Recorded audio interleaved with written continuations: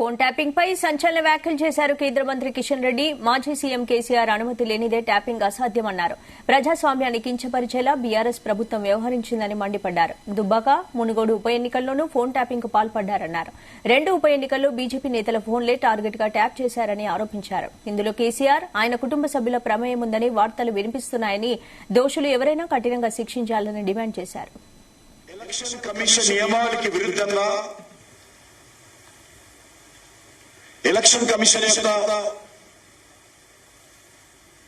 ఆదేశాలను ఉల్లంఘిస్తూ వైలేట్ చేస్తూ ఆ రోజు బీఆర్ఎస్ ప్రభుత్వం వివరించింది. ముఖ్యంగా ప్రతిపక్ష పార్టీలకు సంబంధించినటువంటి ఫోన్లను ఇష్టారాజ్యంగా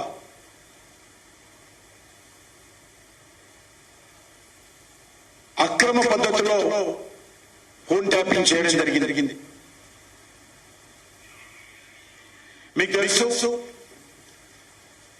2020 అక్టోబర్లో జరిగినటువంటి దుబ్బాక ఉప ఎన్నికల్లో, తర్వాత హుజూరాబాద్ లో జరిగినటువంటి ఉప ఎన్నికల్లో మా పార్టీ అభ్యర్థుల ఫోన్లు,